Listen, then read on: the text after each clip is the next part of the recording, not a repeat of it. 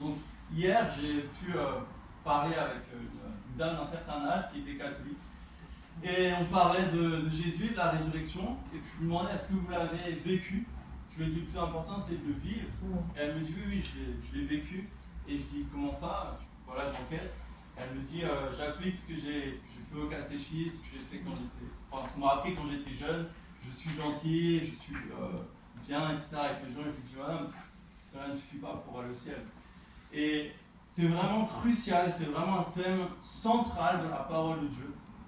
On parle de l'éternité, de la vie ou la mort. Après, une fois que vous mourrez, est-ce que vous allez dans l'enfer éternel, dans le feu éternel, ou est-ce qu'au contraire vous vous retrouvez dans la gloire de Dieu pour l'éternité? La grâce ou les œuvres, c'est un thème central de la parole de Dieu. Donc, je vais aborder pas mal, alors je vais faire référence à pas mal de thèmes connexes, la nouvelle naissance, les œuvres, la prédestination.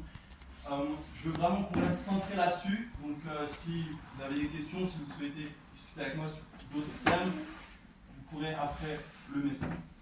Donc, la grâce et les œuvres, c'était une préoccupation de Jésus-Christ. On peut le voir dans Jean 11, chapitre, versets 25 à 27.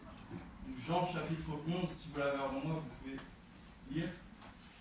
Je vous conseille vraiment de prendre vos Bibles sur le téléphone ou en papier. Jean, verset 25, Jésus lui dit, c'est moi qui suis la résurrection et la vie. Celui qui croit en moi vivra, même s'il meurt. Et toute personne qui vit et croit en moi ne mourra jamais. Dans Jean 6, verset 27 à 29, Jésus dit aux personnes qui l'interrogent, il lui demande, mais qu'est-ce qu'on doit faire pour faire l'œuvre de Dieu? Et il dit, l'œuvre de Dieu, c'est que vous croyez en celui qui l'a envoyé. Donc Jésus insistait vraiment sur la foi et sur la grâce de Dieu. C'est également une préoccupation et même un combat des apôtres. Donc on a un livre dans la Bible qui s'appelle les Actes des apôtres, dans lequel on voit les actes de ce que les disciples ont fait suite au retour de Jésus auprès du Père. Dans Acte 15, versets 1 à 3, si quelqu'un veut lire, je vous en prie. Donc, quelques hommes venus de Judée enseignaient les frères en disant, si vous n'êtes circoncis selon le rite de Moïse, vous ne pouvez être sauvés. Paul et Barnabas eurent avec eux un début et une vive discussion. Et les frères décidèrent que Paul et Barnabas et quelques-uns de leurs monteraient à Jérusalem vers les apôtres et les anciens pour traiter cette question. Amen. Envoyés donc par l'Église, ils traversèrent la Phénicie et la Samarie en racontant la conversion des non-juifs et ils causèrent une grande joie à tous les frères et sœurs. Arrivés à Jérusalem, ils furent accueillis par l'Église, les apôtres et les anciens. Ils rapportèrent tout ce que Dieu avait fait avec eux. Alors quelques croyants issus du parti des pharisiens se levèrent en disant qu'il fallait circoncire les non-juifs et leur ordonner de respecter la loi de Moïse. Dans ce passage, on voit que, les apôtres étaient tellement préoccupés par la question de la grâce ou des œuvres qu'ils vont envoyer les plus affermis d'entre eux débattre de cette question. Et on a certaines personnes qui disaient, certaines personnes du parti des pharisiens, qu'il fallait respecter la loi de Moïse. Dans l'Ancien Testament, Moïse a donné une loi avec des commandements, il y a plus de 300 commandements, même 600 il me semble, qu'il s'agit de respecter. Or, une fois que Christ est venu, les œuvres ont été abolies. Donc on va y venir. C'est aussi un thème omniprésent dans les lettres de Paul. Dans Timothée 4, verset 16, il rappelle à Timothée, veille sur ton enseignement et sur toi-même, car en faisant cela, tu te sauveras toi-même ainsi que ceux qui t'écoutent. Donc, le but de ce message, c'est aussi de nous préserver de tout esprit trompeur et des fausses doctrines dans l'Église. Donc, dans 1 Timothée 4, versets 1 à 3, je vais le prendre rapidement. Je veux vraiment qu'on prenne la parole de Dieu pour que ce soit Dieu qui parle et pas le moins possible que ce soit moi. 1 Timothée 4, verset 1. Mais l'Esprit dit expressément que, dans les derniers temps, certains abandonneront la foi pour s'attacher à des esprits trompeurs et à des doctrines de démons. Car ils seront égarés par l'hypocrisie de menteurs dont la conscience est marquée au fer rouge. Ces gens-là interdisent de se marier et de consommer des aliments que Dieu a pourtant créés, soient pris avec reconnaissance. Et donc on voit ici, Paul avertit Timothée dans une lettre personnelle que l'Esprit dit que dans les derniers temps, eh bien, il y aura de faux docteurs. Il y aura des doctrines de démons. Notez bien ce terme, je pense que c'est vraiment intéressant. Des doctrines de démons. Une doctrine, c'est un enseignement, un dogme. Donc des démons qui élaborent des enseignements. Ça doit nous mettre la puce à l'oreille et nous alerter, mes frères et sœurs.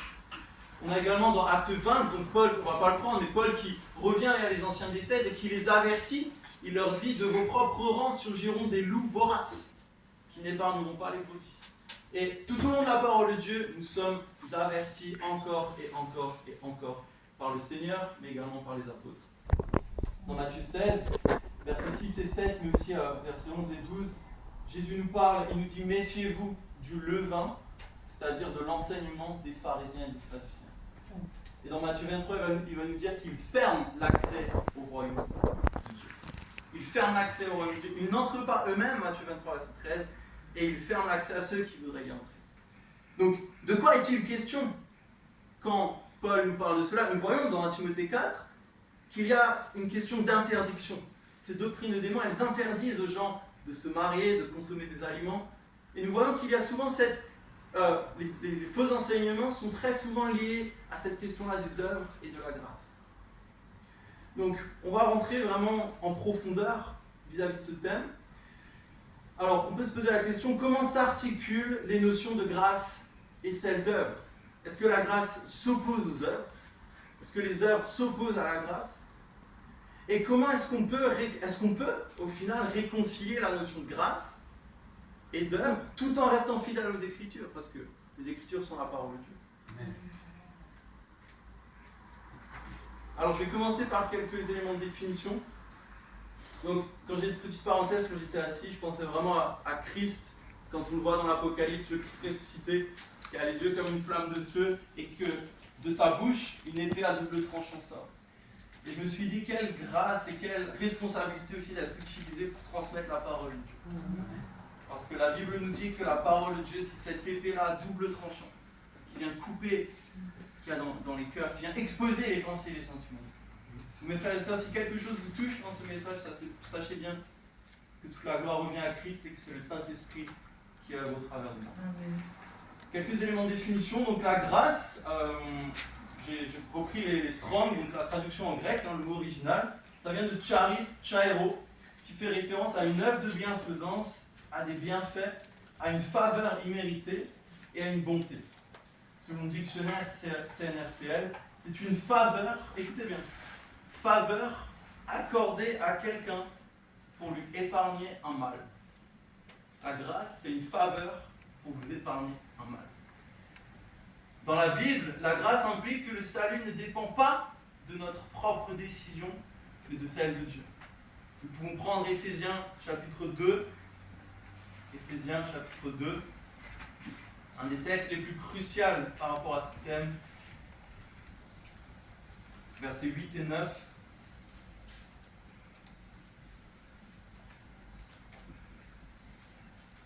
En effet, c'est par la grâce que vous êtes sauvés, par le moyen de la foi, et cela ne vient pas de vous. Cela ne vient pas de vous, c'est le don de Dieu. Ce n'est pas par les œuvres afin que personne ne puisse se vanter.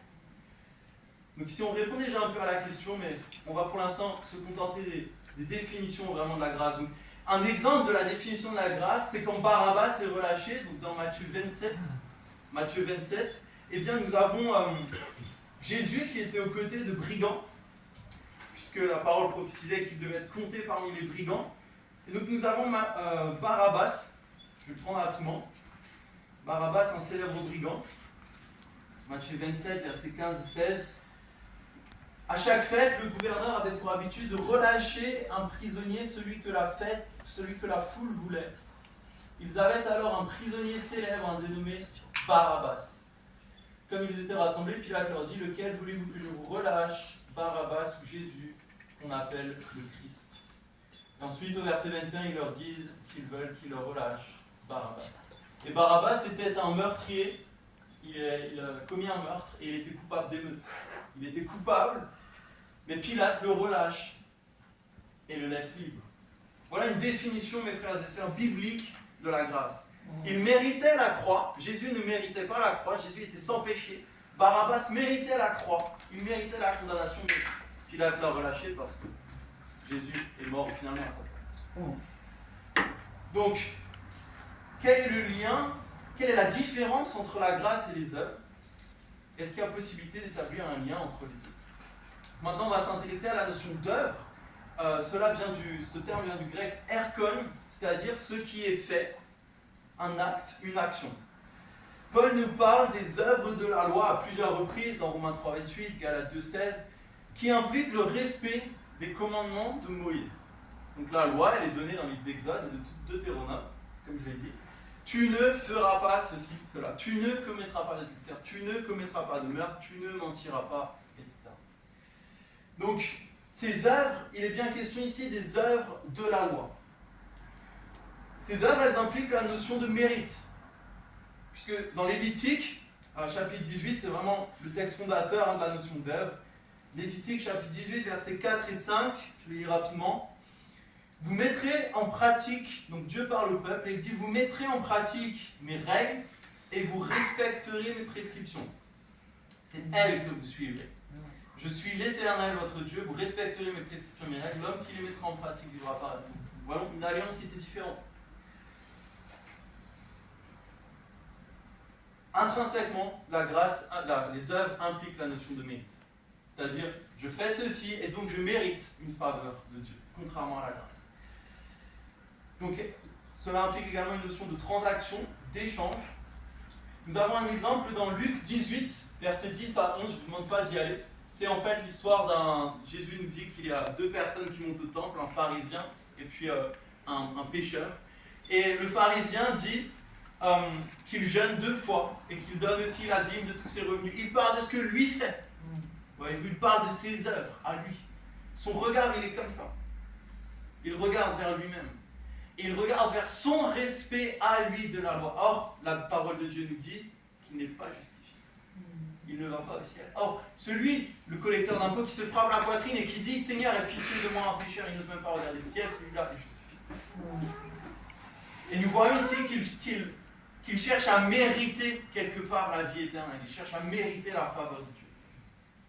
Donc ce sont des œuvres mortes, comme dit Hébreux 9, 14, qui nous dit que Dieu nous a libérés des œuvres mortes. Il purifie notre conscience des œuvres mortes par le sang de Jésus-Christ. Qui s'opposent aux œuvres bonnes. Donc la parole nous parle des œuvres bonnes, des œuvres parfaites, que Dieu a créées d'avance afin que nous pratiquions, dans Ephésiens 2, verset 10, qui sont en contradiction directe avec ces œuvres mortes, c'est-à-dire les œuvres mortes, les œuvres qu'on fait par nous-mêmes, qu'on fait par notre propre chair. Voyez-vous, si je vous prêche aujourd'hui par mes propres forces, par ma propre intelligence, cela n'a aucun impact. Si je vais dans la rue, j'évangélise toute la journée par mes propres forces, sans compter sur la puissance du Fils et de l'Esprit. Je peux faire toutes sortes de choses par mes propres forces. Les pharisiens faisaient toutes sortes de choses. Donc, la question qu'on peut se poser, toutefois, s'agit-il, on voit que les œuvres, hélas, ce n'est pas forcément ce qu'on recherche. Toutefois, s'agit-il de rejeter la notion d'œuvre? Les œuvres sont-elles, vraiment c'est la question principale, les œuvres sont-elles le fruit ou la substance de notre salut? En d'autres termes, est-ce que c'est par les œuvres que nous sommes sauvés? Ou est-ce que c'est parce que nous sommes sauvés que nous pratiquons des œuvres? On va un peu poursuivre.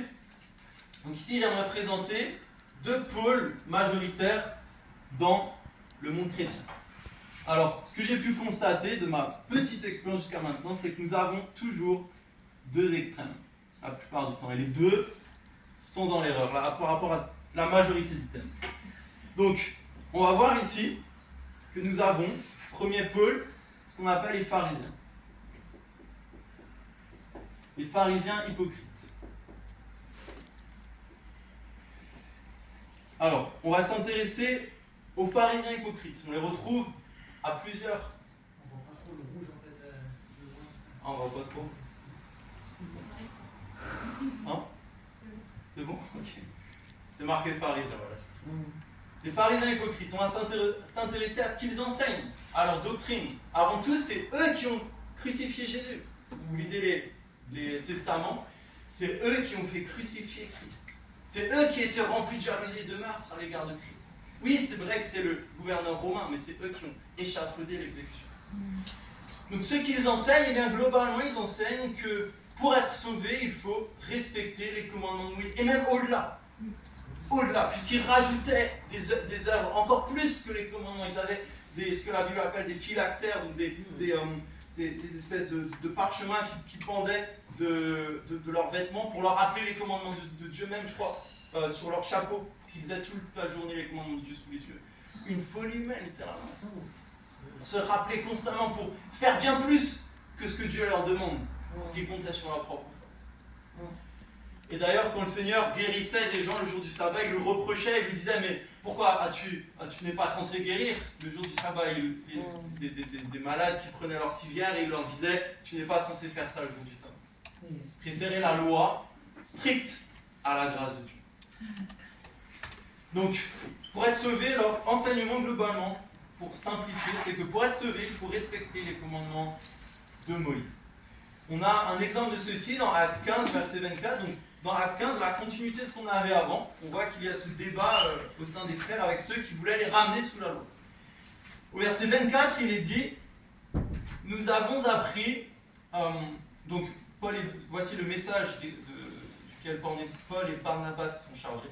Nous avons appris que des hommes partis de chez nous, mais sans aucun ordre de notre part, vous ont troublé par leur discours et vous ont ébranlé en vous disant de vous faire circoncire et de respecter la loi. Voilà leur enseignement. Dans Matthieu 23, au premier verset, vous n'avez pas besoin d'y aller, verset 1 à 4, Jésus nous dit que les pharisiens se sont fait les interprètes de Moïse. Ils ont voulu interpréter eux-mêmes la loi de Moïse.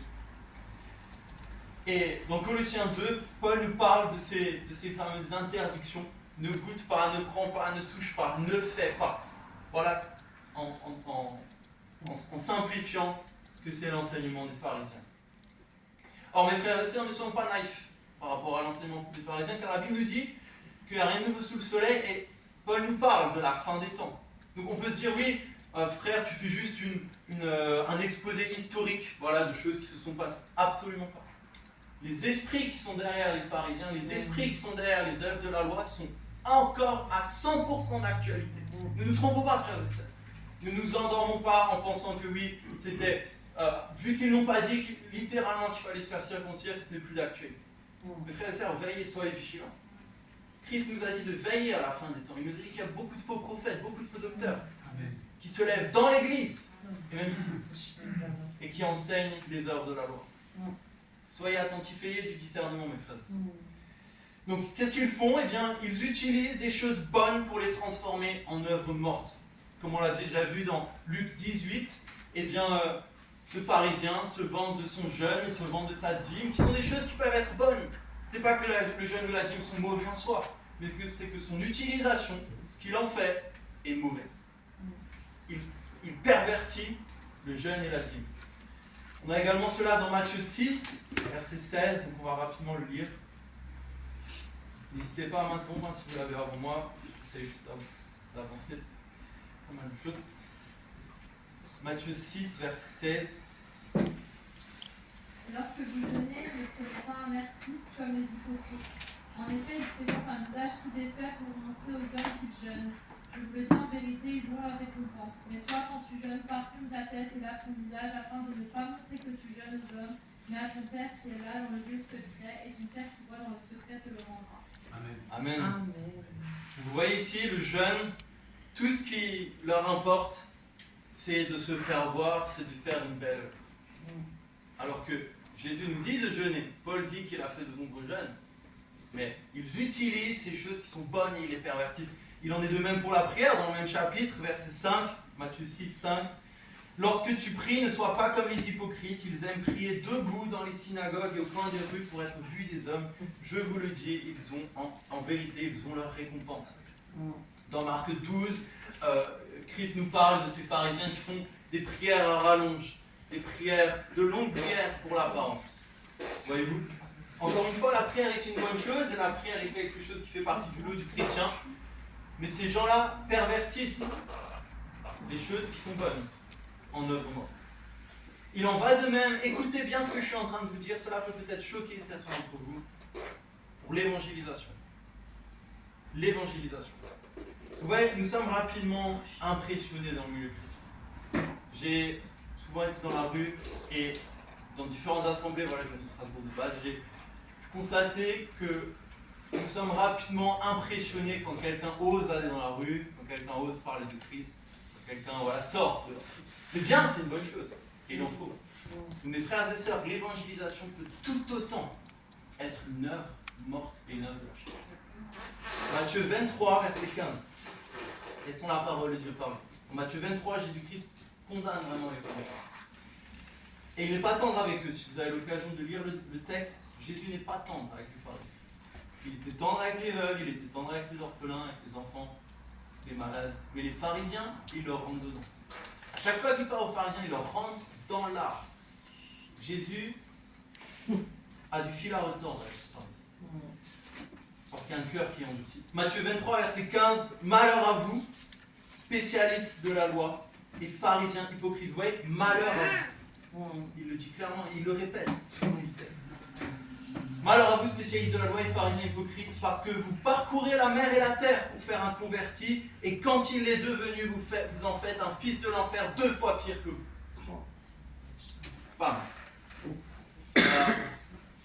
La confiance dans quelqu'un juste parce qu'il évangélise, elle doit être mise à l'épreuve. Ce n'est pas parce que tu as du zèle pour aller dehors, tu as du zèle. C'est bien, mes frères et sœurs, je le fais moi-même. On parle tout le temps de Dieu. Mais attention, cela peut aussi être une œuvre morte. Nous avons également les répétitions vaines, les répétitions religieuses. Matthieu 15, verset 8. Est-ce que ça va jusque-là? Je suis clair? Oui. Matthieu 15, verset 8, verset 7, on va commencer par 7 à 9.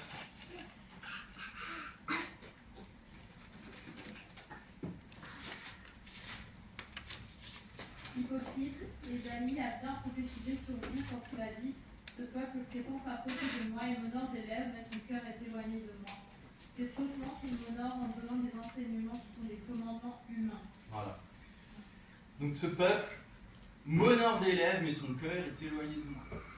Ouais, nous pouvons aussi honorer Christ des lèvres, mais sans que le cœur suive. Nous avons cette fameuse prière de repentance, prière du salut dans les assemblées qui est souvent plébiscitée dans l'évangélisation. Frères et sœurs, nous ne pouvons pas nous appuyer sur une répétition vaine pour dire aux gens qui sont sauvés. Il est dit si tu crois dans ton cœur et si tu confesses de ta bouche. Je ne dis pas que c'est mauvais, mais je dis que la foi vient du cœur. Pas de ce qu'on dit. Matthieu 15, verset 8 et 9, Matthieu 6, verset 7. Et voyez-vous, dans Matthieu 7, versets 22-23, nous voyons ici la multiplication des œuvres des pharisiens. Matthieu 7, verset 22, beaucoup me diront là, Seigneur, Seigneur. Donc Jésus parle du jour du jugement. Et il nous parle de gens qui se présentent devant lui le jour du jugement. Ce n'est pas, ici, c'est pas une parabole. Il y a des paraboles où il utilise des analogies d'animaux, etc. Là, on parle de vraies choses. Jésus décrit le jour du jugement, comment ça sera. Et il nous dit, beaucoup, un grand nombre, me diront ce jour-là, Seigneur, Seigneur, n'avons-nous pas prophétisé en ton nom? N'avons-nous pas chassé des démons en ton nom? Écoutez bien les œuvres qu'ils font. N'avons-nous pas fait beaucoup de miracles en ton nom? Alors je leur dirai ouvertement, je ne vous ai jamais connu. Éloignez-vous de moi, vous qui commettez le mal. Notez bien, frères et sœurs, il ne dit pas, je ne vous connais plus. Vous n'êtes plus mes brebis. Il vous dit, je ne vous ai jamais connu. Jamais connu, si vous prenez Jean 10, s'il dit, je connais mes brebis, ça veut dire, vous ne m'avez jamais appartenu. Dans 2 Timothée 2, il dit, le Seigneur connaît ceux qui lui appartiennent. Et pourtant, voyez à quel point ils ont œuvré pour le Seigneur, ils ont fait toutes ces choses. Ils ont chassé des démons, mes frères et sœurs. C'est des vraies choses. C'est pas, comme dit, c'est pas une parabole. Jésus n'extrapole pas, et c'est pas une exagération. Ils ont littéralement, et pas seulement un petit nombre, certaines personnes, voilà, un petit groupe, non, beaucoup. Le même beaucoup qu'il a dit au verset 13, il dit, beaucoup passent par la grande porte pour aller dans l'enfer de feu. C'est le même beaucoup, le même terme. Un grand nombre. Et pourtant, ils ont chassé des démons en son nom. Ils ont prophétisé, ils ont fait beaucoup de miracles en son nom. Mais ils n'ont jamais connu celui dont ils parlent. Voilà, mes frères et sœurs, le cœur des pharisiens. Mise en exergue des œuvres, du faire. Et une perversion de ce qui est censé être bon de base. Je ne suis pas en train de dire que chasser des démons, prophétiser et faire beaucoup de miracles en son nom, c'est des mauvaises choses. Mais c'est juste qu'ils s'appuient sur cela. Vous voyez ? Quand ils se retrouvent devant Christ, ils disent « je ». Nous, ils regardent comme ça. Mais peu importe, ce que vous présentez devant Dieu, les œuvres sont comme un vêtement souillé de sang, nous dit Ésaïe, s'ils ne sont pas couverts par l'Esprit de Dieu.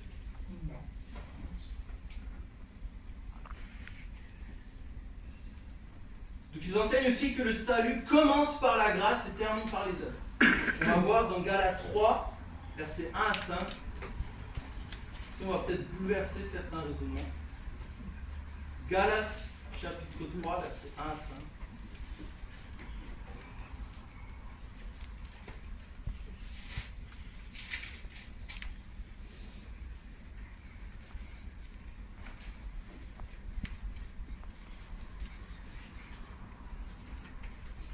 Si quelqu'un l'a, n'hésitez pas.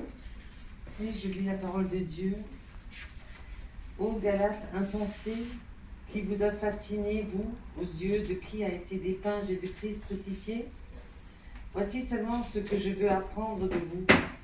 Est-ce en pratiquant la loi que vous avez reçu l'Esprit, ou en écoutant avec foi? Êtes-vous tellement insensés? Après avoir commencé par l'Esprit, allez-vous maintenant finir par la chair? Avez-vous fait tant d'expériences en vain? Si du moins c'est en vain. Celui qui vous accorde l'Esprit et qui opère des miracles parmi vous, le fait-il donc parce que vous pratiquez la loi ou parce que vous écoutez avec foi? Amen. J'aimerais qu'on se focalise ici sur le verset 3. Donc, pour contextualiser rapidement, les Galates, eh bien, ils étaient sujets à des fausses doctrines. Ils étaient sujets en fait à ce qu'on voit dans l'acte 15, des gens qui leur disaient de revenir sous la loi, en particulier de recommencer à se faire circoncire, de respecter la loi de Moïse.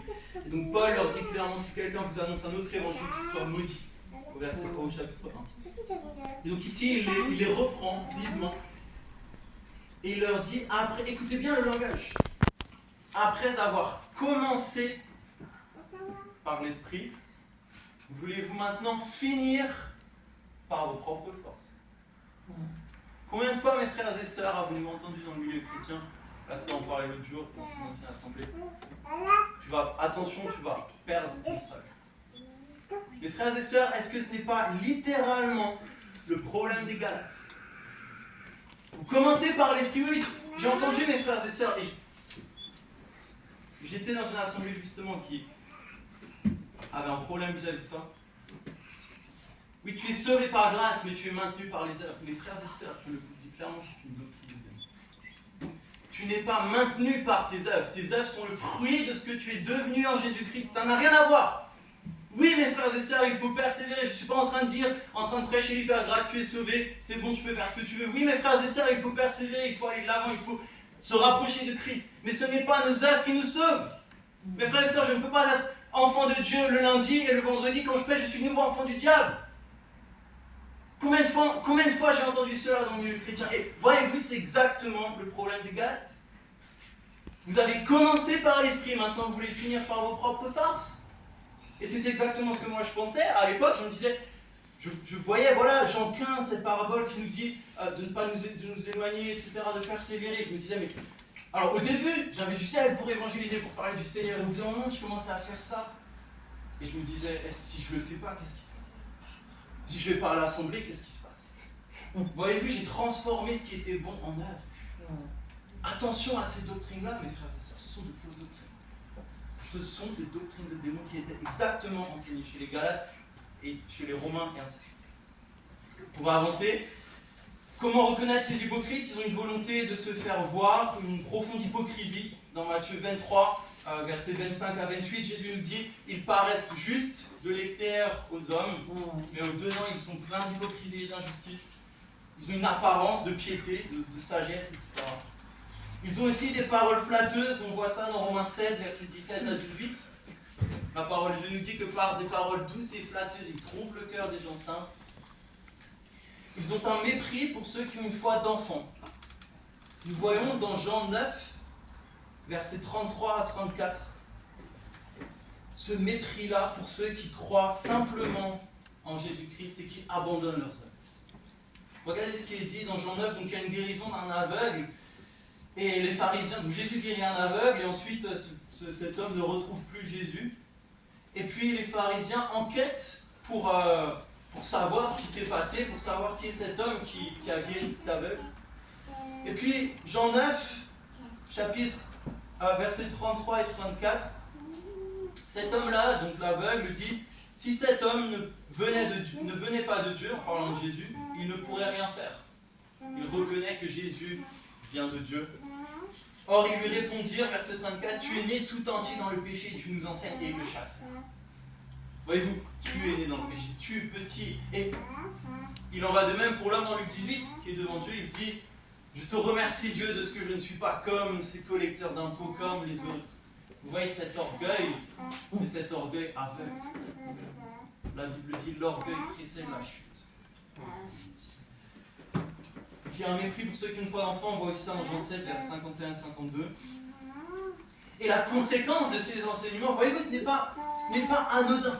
Alors je sais qu'on prend beaucoup la parole de Dieu, voilà, on rentre beaucoup en profondeur, mais mes frères et sœurs, ça a une implication vraiment pratique. Ce qu'on croit, ce dont tu es convaincu, c'est pour ça que Paul dit à Timothée de veiller sur son enseignement, c'est parce que ça a un impact derrière sur nos vies et sur ce qu'on fait, sur ce qu'on croit. Et voyez-vous, quand on se sent condamné, qu'est-ce qu'on fait? On pêche. Et ça m'est arrivé à moi-même de m'égarer de Dieu. Parce que je me sentais condamné, je me sentais à l'étroit, je me disais, mais tout d'un coup, oh, Dieu va me rejeter, Dieu va me renier, Dieu ne brûle pas ses enfants. Mes frères et sœurs, qui vous a enseigné ça? D'où ça vient? Ça vient pas de ce livre. Ça ne vient pas de Dieu, je vous le dis. Dieu ne brûle pas ses enfants. Toutes les brebis sont à sa droite le jour du jugement. Prenez Matthieu 25. Toutes ces brebis sont à sa droite. Mais les brebis pratiquent des bonnes œuvres, on va y venir plus tard. Donc, ici, j'aimerais juste rapidement insister sur le fait que ce qu'on croit par rapport à la grâce et aux œuvres a une implication pratique. 1 Corinthiens 15, verset 56. Je le prends rapidement pour avancer. L'aiguillon de la mort, c'est le péché, et ce qui donne sa puissance au péché, c'est la loi. Romains 7, versets 7 et 8. Ce qui donne sa puissance au péché, c'est la loi. Retenez bien ça. Romains 7, versets 7 et 8. Que dirons-nous donc? La loi est-elle péché? Certainement pas. Mais je n'ai connu le péché que par l'intermédiaire de la loi. En effet, je n'aurais pas su ce qu'est la convoitise si la loi n'avait pas dit « tu ne convoiteras pas ». Saisissant l'occasion offerte par ce commandement, le péché a produit en moi toutes sortes de désirs. En effet, sans loi, le péché est mort. Voyez-vous pourquoi le diable, pourquoi est-ce que Paul, son combat principal dans les actes, dans toutes les lettres qu'il a écrites, c'était de lutter contre la doctrine des œuvres de la loi? C'est parce que le diable vient semer ça pour que les gens vivent dans le péché. Quand on insiste sur la loi, quand on insiste sur le commandement, quand on insiste sur les œuvres, ce qui donne sa puissance au péché, c'est la loi, la parole de Dieu nous dit. Plus il y a de loi, plus il y a de commandements, plus il y a de péché. Parce que c'est le péché à l'intérieur de notre chair, c'est justement ce qui nous pousse à transgresser. Paul le dit clairement dans Romains 7, il dit que c'est parce qu'il a connu le commandement, tu ne convoiteras pas, qu'il a eu envie de convoiter. Mes frères et sœurs, je peux vous dire, ne pense pas à une voiture rouge. Qu'est-ce que vous avez en tête? Une voiture rouge. Mais c'est comme ça qu'on est. Si on nous met des règles, on nous met des barrières dans la chair, on a envie de les transgresser, on est comme ça, c'est en nous. Mes frères et sœurs, c'est vraiment important de s'affranchir et d'avoir du discernement par rapport à ça. Donc on avance de l'autre côté du pôle. Donc là on a vu les pharisiens hypocrites. De l'autre côté nous avons les libéralistes.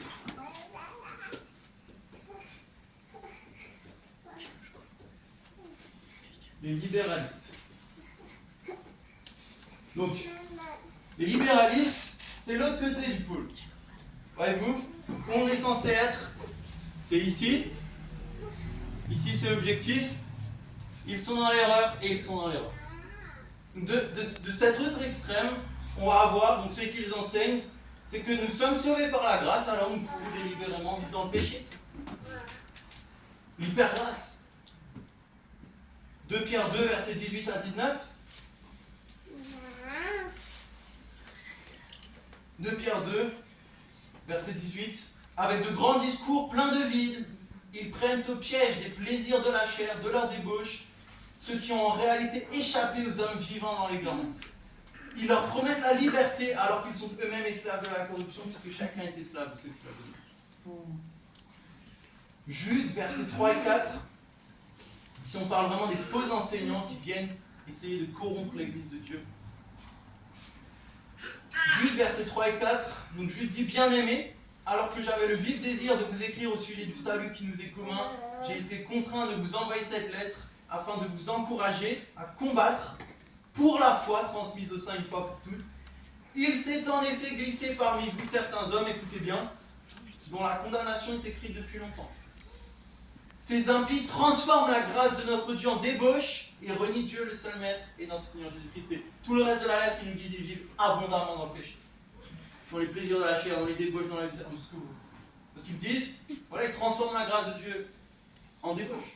Nous sommes sauvés par grâce, du coup, allons-y abondamment dans le péché. Est-ce que c'est ce que la parole de Dieu enseigne? On a également dans Apocalypse 2, on ne va pas forcément prendre tous les textes, mais au verset 14 et 15, et ensuite au verset 20, la parole, Christ parle à son église. Il parle, juste ça sous la main, comme il va rapidement le prendre. Il dit à l'église de Pergame, mais j'ai certaines choses contre toi, tu as là des gens, verset 14, Apocalypse 2, attachés à la doctrine de Balaam, qui enseignait à Balak à tendre un piège aux Israélites pour qu'ils mangent des viandes consacrées aux idoles et se livrent à l'immoralité sexuelle. Ainsi, toi aussi, tu as des gens attachés dans la manière à la doctrine des Nicolaïtes. Donc nous avons ici, il en est de même de Jézabel, quelques versets plus loin à l'église de Thyatire, verset 20. Mais ce que j'ai contre toi, c'est que tu laisses faire Jézabel, cette femme qui se prétend prophétesse. Elle enseigne et égare mes serviteurs pour qu'ils se livrent à l'immoralité sexuelle et mangent des viandes sacrifiées aux idoles. Donc elle essaie de corrompre les disciples pour qu'ils pêchent. Là, on est à l'autre extrême. Vous êtes sauvés par grâce à Dieu, abondant dans le péché. Voyez-vous, le diable est malin, le diable est appelé le serpent ancien. Il manipule la parole de Dieu beaucoup mieux que la plupart des chrétiens. Le diable connaît la parole de Dieu. C'est pas parce que quelqu'un utilise la parole de Dieu que ça vient de Dieu. Voyez-vous, le diable, dans le désert, il vient vers Christ, il vient tenter Christ avec la parole de Dieu. Il n'a pas cité, il n'a pas tordu le texte. C'est exactement le texte qu'il a cité, Psaume 80. Mais qu'est-ce qu'il fait? Il utilise le texte pour enseigner une chose d'autre. Donc, comment les reconnaître? Une vie de péché, on l'a vu de Pierre 2, verset 12 à 15, Jude 12, Jude verset 12, Jude verset 17, 19. Une arrogance aussi, une vraie arrogance, un orgueil, une mentalité de « je suis au-dessus de vous ». Arrogance, Jude verset 8 et 11. Malgré cela, ces hommes adoptent une attitude semblable, entraînés par leur rêverie, ils souillent leur corps, rejettent toute autorité et insultent les êtres glorieux. Or, lorsqu'il discutait avec le diable et lui disputait le corps de Moïse, l'archange Michel n'a pas osé de porter de jugement insultant contre lui, mais lui a dit que le Seigneur te punisse.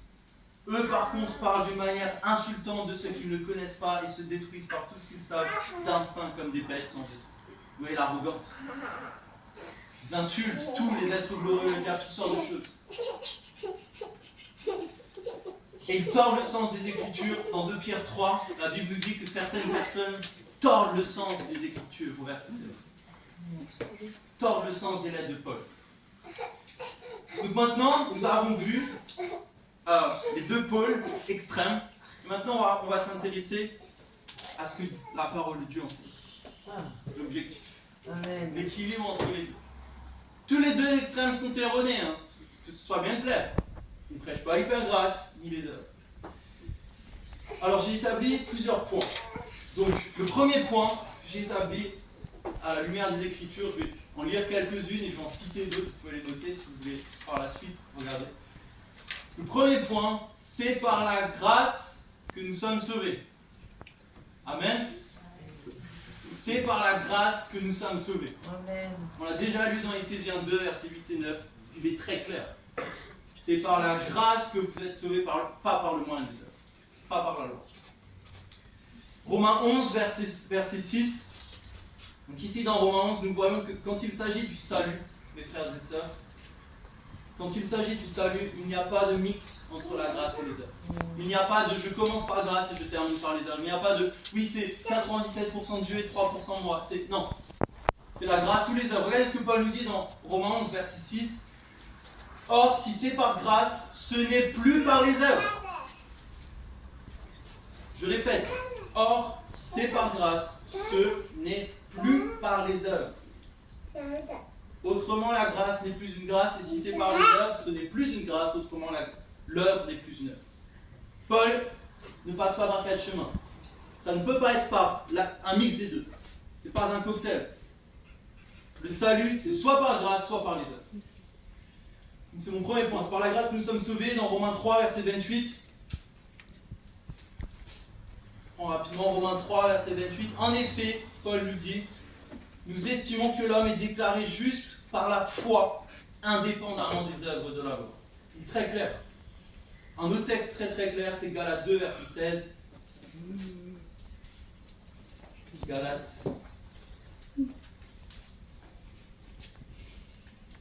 Galates 2, verset 16. Quelqu'un veut lire?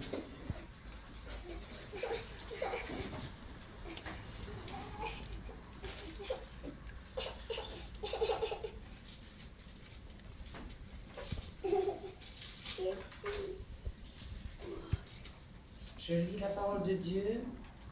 Sachant que l'homme n'est pas justifié par les œuvres de la loi, mais par la foi en Jésus-Christ, nous aussi, nous avons cru en Jésus-Christ afin d'être justifiés par la foi en Christ et non par les œuvres de la loi, parce que nul ne sera justifié par les œuvres de la loi. Amen.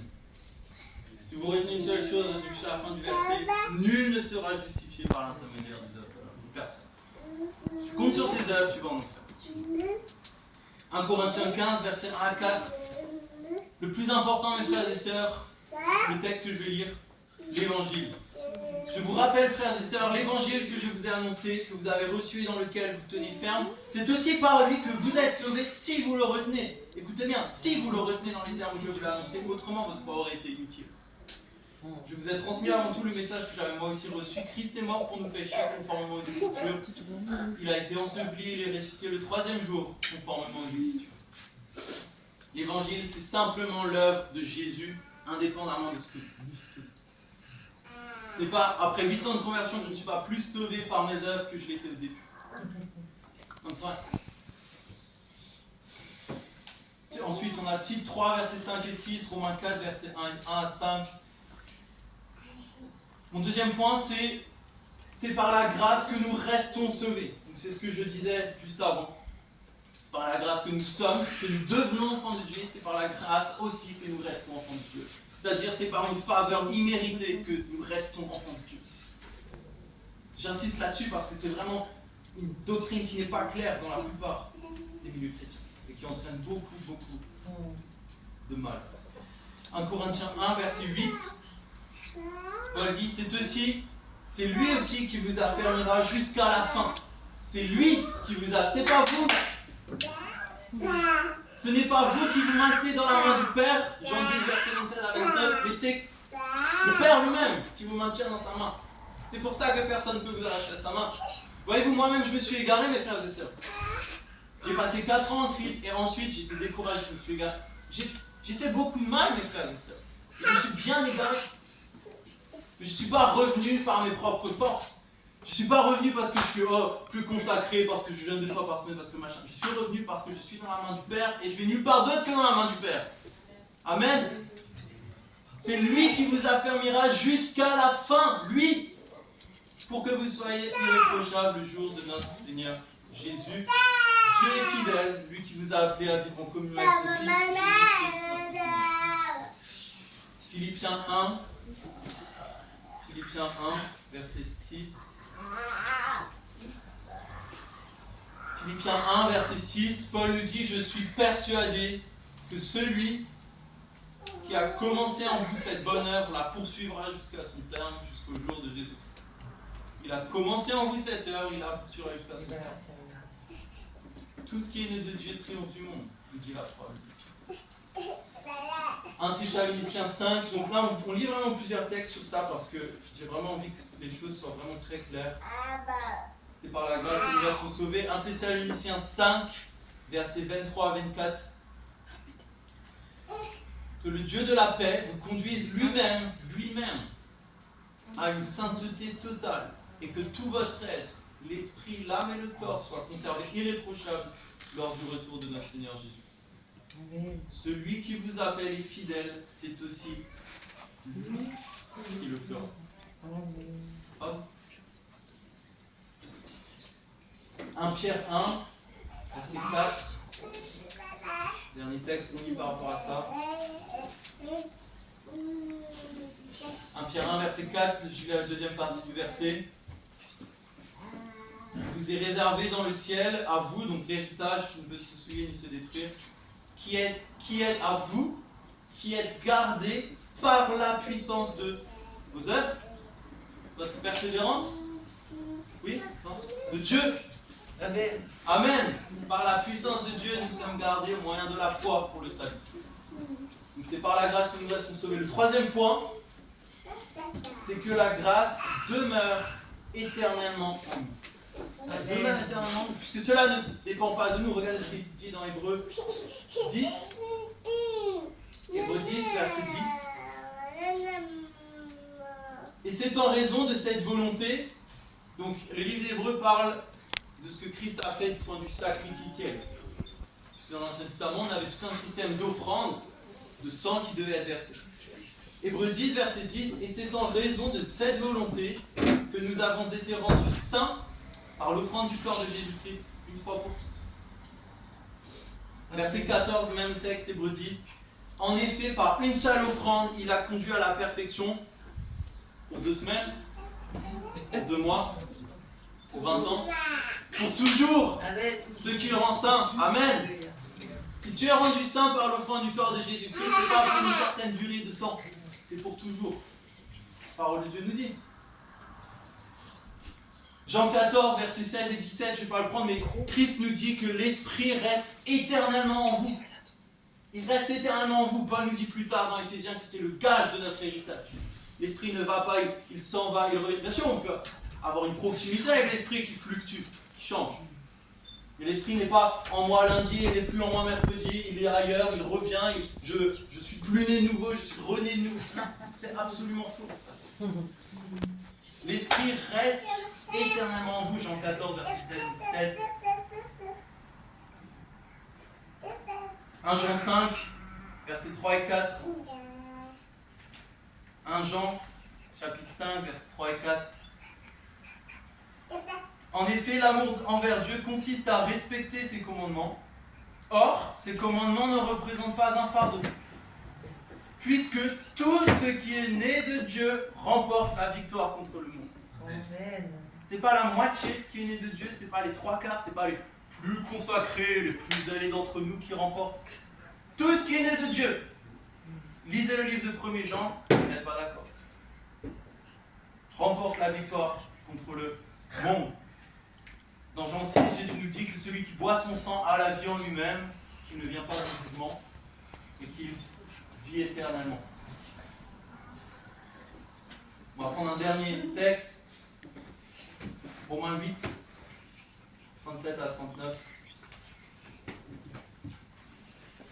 Donc, mes frères et sœurs, pourquoi est-ce que la grâce reste éternellement avec nous? Mais parce que c'est une faveur. Amen. Par essence, si c'est quelque chose que je ne mérite pas de base, je ne peux pas par la suite commencer à le mériter. Ah oui, à partir de 2-3 ans en Christ, tu ne méritais pas d'être sauvé de base. Ce n'est pas toi qui t'es donné pour toi-même la foi, c'est Dieu qui te l'a donné. C'est pour ça que la grâce reste éternellement en toi, puisque c'est une grâce par essence. Amen.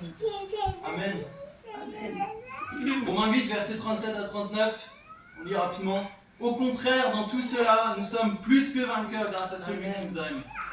En effet, j'ai l'assurance, dit Paul, que ni la mort, ni la vie, ni les anges, ni les dominations, ni le présent, ni l'avenir, ni le présent, ni l'avenir. Puissance. Ni les puissances, ni la hauteur, ni la profondeur, ni aucune autre créature ne pourra nous séparer de l'amour de Dieu Yes. manifesté en Jésus-Christ, Amen. notre Seigneur. Amen. Alléluia. Gloire à Dieu. Rien ne me sépare de l'amour de Christ. Amen. C'est lui qui déverse son amour sur moi par grâce. Donc, passe à la suite. Le troisième point, c'était la grâce de mériter un nom en nous. La grâce de Dieu, c'est un point sur lequel on va passer rapidement. La grâce de Dieu nous donne de naître de nouveau et de changer de nature. J'ai pas pris beaucoup de textes par rapport à ça, mais c'est crucial, mes frères et sœurs. Jean 1, versets 12 à 13. Jean 1. Quelqu'un veut lire? Jean 1, versets 12 à 13.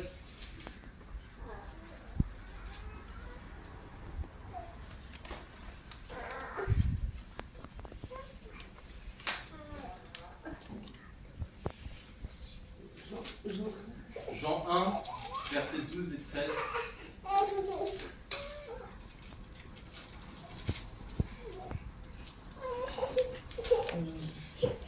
Mais à tous ceux qui l'ont accepté, à ceux qui croient en son nom, elle a donné le droit de devenir enfants Enfant de Dieu. de Dieu. Puisqu'ils sont nés non du fait de la nature, ni par une volonté humaine, ni par la volonté d'un mari, mais qui sont nés de Dieu. Amen. Amen. À tous ceux qui croient en la parole de Dieu, l'évangile que je vous ai dit, a donné le droit de devenir enfant de Dieu. Enfant de Dieu. Et donc il y a un changement de nature. 2 Corinthiens 5, verset 17, c'est extrêmement important. La nouvelle naissance n'est absolument pas assez prêchée de nos jours. La nouvelle naissance.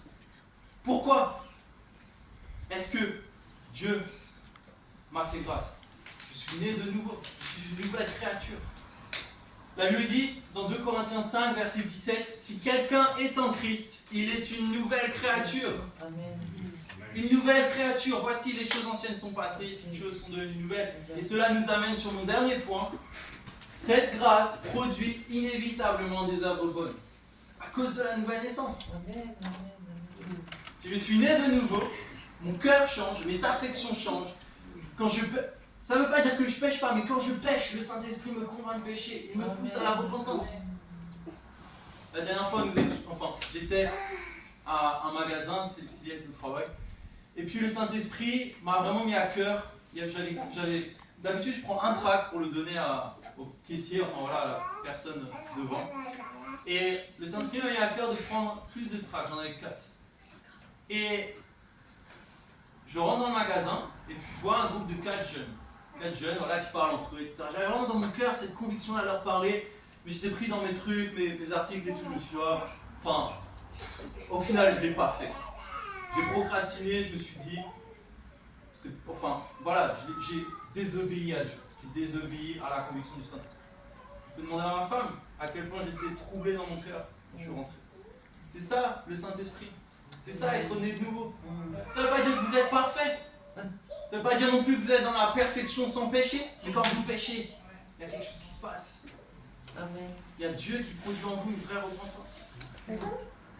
Donc cette grâce, je reviens à mon 5e point, produit inévitablement des œuvres bonnes. Matthieu 7, versets 15 à 20. Jésus-Christ nous parle de cela.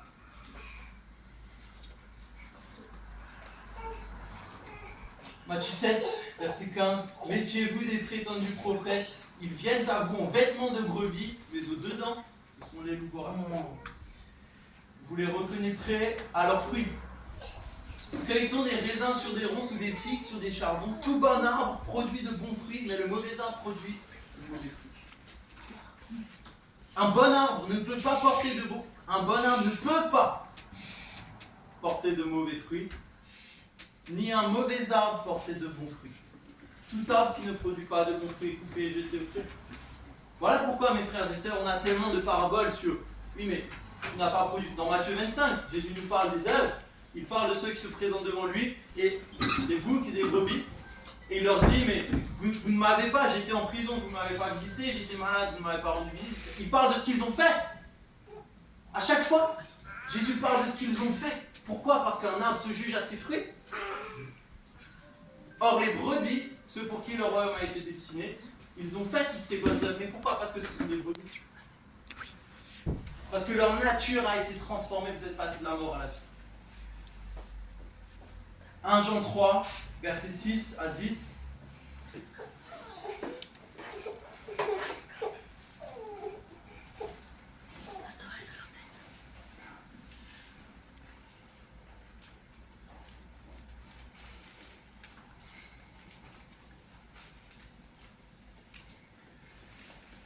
Jean 3, verset 6.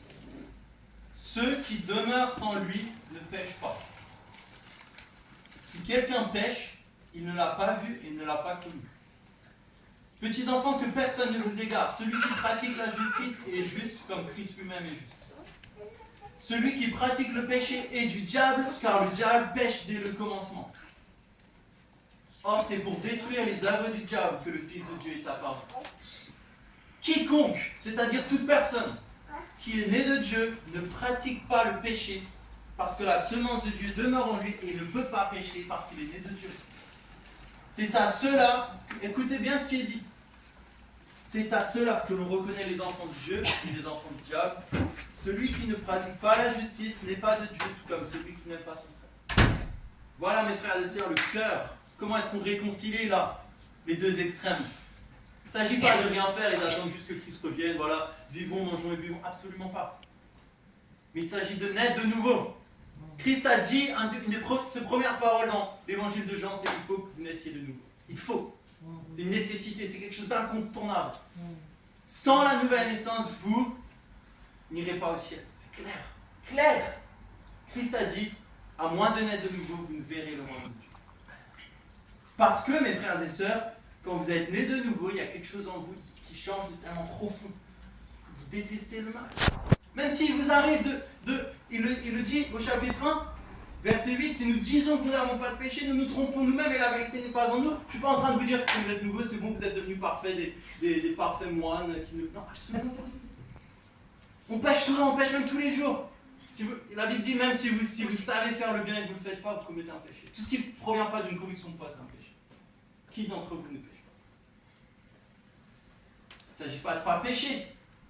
Un enfant de Dieu, ce n'est pas quelqu'un qui ne pêche plus, mais c'est quelqu'un qui, quand il pêche, si nous reconnaissons nos péchés, il est fidèle et juste pour nous les pardonner, pour nous purifier de tout mal. Amen. Quand il pêche, il y a une repentance. Il y a quelque chose qui se passe. J'ai blessé Dieu, j'ai attristé Dieu, j'ai pas été à la hauteur, pardon. C'est ça le fruit d'un bon arbre. On a beaucoup de textes, Romains 6, 22, Ézéchiel 36, 26 à 27 et 31, Jérémie 32, verset 40. Je vais juste prendre celui-là pour terminer. Jérémie 32 nous parle de l'alliance que Dieu va conclure avec les hommes. C'est vraiment un texte crucial. Jérémie 32, verset 39. Je leur donnerai un seul cœur et un seul chemin, afin qu'ils aient toujours la crainte de moi pour leur bonheur et celui de leurs enfants après eux. Je conclurai avec eux une alliance éternelle, pas temporaire. Donc éternelle, c'est-à-dire qu'elle ne peut être rompue, encore une fois, elle est éternelle, d'après laquelle je ne renoncerai plus à eux, mais leur ferai du bien, et je mettrai la crainte qui m'est due dans leur cœur pour qu'ils ne se détournent plus de moi. Dieu nous dit qu'il mettra la crainte de Dieu dans nos cœurs quand il conclut avec nous l'alliance. Amen. Vous voyez, ce n'est pas que les deux s'opposent, c'est que les deux se réconcilient par la nouvelle naissance. Ici, nous avons la nouvelle naissance.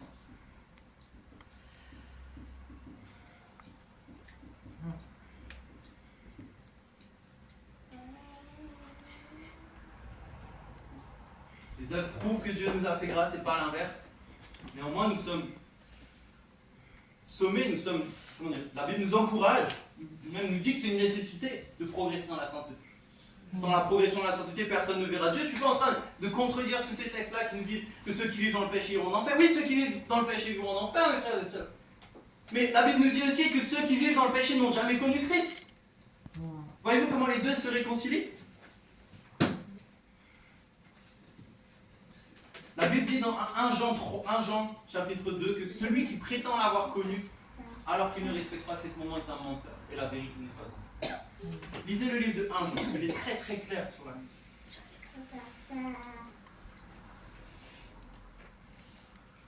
Pour conclure, j'aimerais juste terminer par Galates 5, verset 13, qui réconcilie, selon moi, à merveille ce que je viens de vous dire. Galates 5, verset 13, frères et sœurs, c'est à la liberté que vous avez été appelés. Celui que le Fils libère est réellement libre. Seulement, ne faites pas de cette liberté un prétexte pour suivre les désirs de votre nature propre. Vous voyez comment les deux se réconcilient? Au contraire, soyez par amour serviteurs les uns des autres. On va terminer. Donc, j'aimerais discerner pour terminer mon message de fin. Pour ceux qui comptent sur leurs propres œuvres, je ne connais pas tout le monde ici, mais peut-être qu'il y en a certains d'entre vous qui comptent encore sur leurs propres œuvres, qui pensent que parce qu'ils pratiquent le bien, Dieu les acceptera au ciel. Eh bien, j'aimerais vous avertir, vous mettre en garde. Galates 5, verset 4 nous dit: vous êtes séparés de Christ. Vous tous qui cherchez à être considérés comme justes dans le cadre de la loi, vous êtes déchus de la grâce.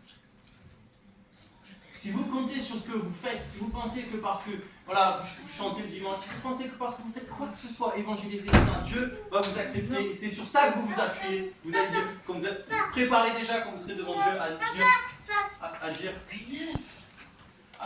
Seigneur, regarde ce que j'ai fait, comme ces gens qui ont dit, on a chassé des démons. Si vous êtes dans cette situation, mes frères et sœurs, vous êtes déchus de la grâce. Inévitablement. Comptez sur vos propres œuvres. Donc ma question c'est, est-ce que vous avez, si vous comptez sur la loi de Dieu, est-ce que vous allez garder la loi de Dieu en entier? Parce que Jacques 2 nous dit que, verset 10, nous dit que si vous transgressez un seul commandement, vous transgressez la loi en entier. La loi de Moïse. Si vous ne commettez pas d'adultère mais que vous commettez un meurtre, c'est-à-dire Jésus nous a dit même si le fait de se mettre en colère c'est commettre un meurtre, vous êtes coupable vis-à-vis de sous la loi. Mon exhortation, c'est abandonner à ceux qui comptent sur leur propre œuvre, abandonnez votre justice propre et mettez votre confiance en celle de Christ seul. Mettez votre confiance en celle de Christ seul. Mettez votre confiance dans la justice de Jésus. Votre espérance, mettez votre espérance dans le fait que Jésus, lui, il a respecté tous les commandements à la lettre. Jésus, lui, il n'a jamais péché. Celui qui n'a pas connu le péché, il est devenu péché afin qu'en lui devienne justice de Dieu. Et abandonner ses œuvres. C'est pas grave. Sinon, vous devrez rendre compte de toutes vos transgressions depuis votre jeunesse. Parce que dans Apocalypse 20, verset 12, la Bible nous dit que les morts, ceux qui périssent, seront jugés conformément à leurs œuvres. Depuis, imaginez juste une chose, depuis votre plus jeune âge. Dieu va ouvrir ces livres-là et va regarder jour après jour, seconde après seconde, minute après minute, toutes vos transgressions, tous vos péchés. Frères et sœurs, qui sera déclaré juste personne. Dieu est prêt à faire grâce. Romains 6, 23. Le don gratuit de Dieu, c'est la vie éternelle en Jésus-Christ. Voilà l'espérance. Vous comptez sur vos propres œuvres, ce n'est pas trop tard, mais Dieu est prêt à faire grâce. Dieu est prêt à sauver jusqu'aux effets. Et un encouragement à mes frères et sœurs qui ont abandonné leurs œuvres mortes et qui ont compté uniquement sur l'œuvre de Christ. Ils sont comme cet homme dans Luc 18, qui se frappe à la poitrine et qui n'ose pas regarder le ciel, mais qui dit Seigneur, aie pitié. Ils comptent sur la miséricorde de Dieu, pas sur le mérite pour aller au ciel. Si vous comptez sur la miséricorde de Dieu, j'aimerais vous encourager. En Matthieu 9, verset 2, Jésus dit « Prends courage, mon enfant, tes péchés te sont pardonnés. » Prends courage, tes péchés te sont pardonnés. Tu n'as plus à subir la condamnation que tu méritais, car Christ l'a connue à ta place. Tu es maintenant en Christ pour l'éternité. Tu es libre du péché. Éphésiens 1, verset 18. Éphésiens 1. Écoutez cet encouragement, mes frères et sœurs. Si vous êtes découragés aujourd'hui, si vous êtes affaiblis aujourd'hui, écoutez cet encouragement. Éphésiens 1, verset 9, verset 7, pardon. En lui, par son sang, nous sommes rachetés, pardonnés de nos fautes, conformément à la richesse de sa grâce. En lui, vous êtes pardonnés de vos fautes. Pardonnez. Il a même dit, je ne me souviendrai plus de vos fautes. Amen. Si vous êtes nés de nouveau, Dieu ne se souvient plus de vos transgressions. Vous n'avez plus à rajouter des choses constamment pour être juste devant Dieu. Et verset 18, Paul dit, je prie qu'il illumine les yeux de votre cœur, Amen, pour que vous sachiez quelle est l'espérance qui s'attache à son appel, quelle est la richesse de son glorieux héritage au milieu des saints, et quelle est l'infinie grandeur de sa puissance qui se manifeste avec efficacité par le pouvoir de sa force envers nous qui croyons. Soyez encouragés, mes frères et sœurs, soyez dans la joie. Paul dit dans Philippiens 4, soyez toujours, réjouissez-vous toujours dans le Seigneur, je le répète, réjouissez-vous. Amen. Pas en vous-même, mais dans le Seigneur.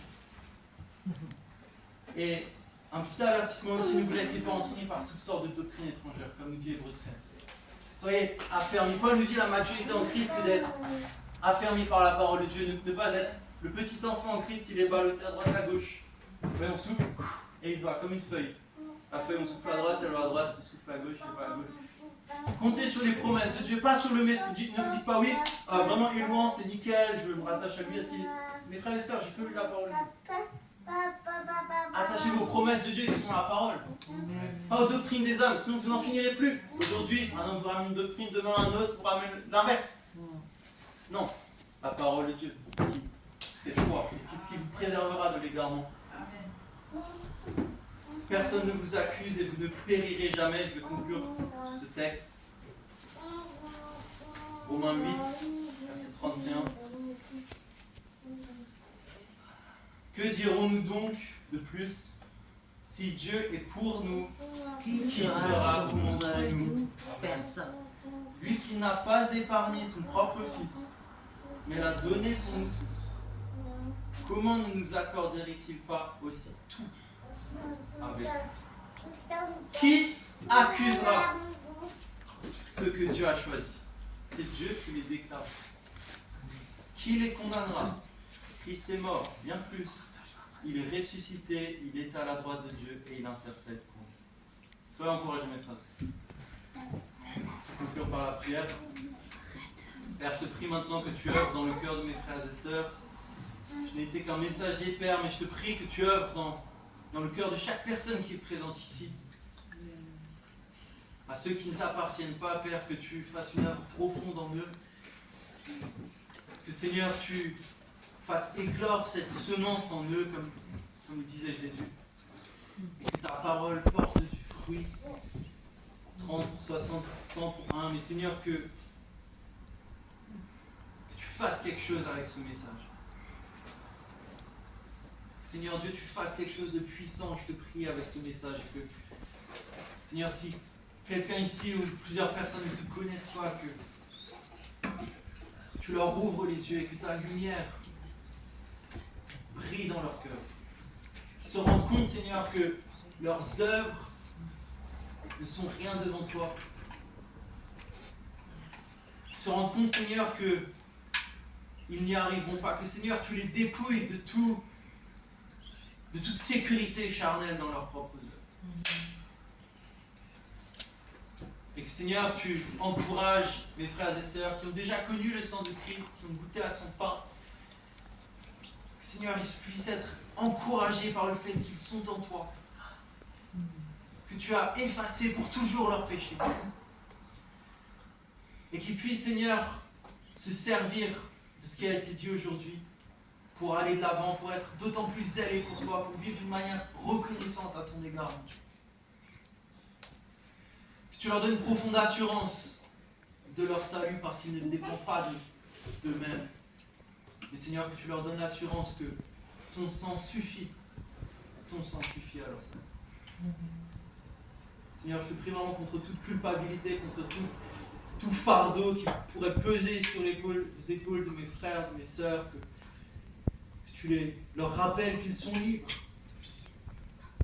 qu'ils n'ont plus à se racheter, mais qu'ils ont été rachetés. Seigneur, ils soient zélés pour toi, que nous soyons zélés pour toi, Dieu.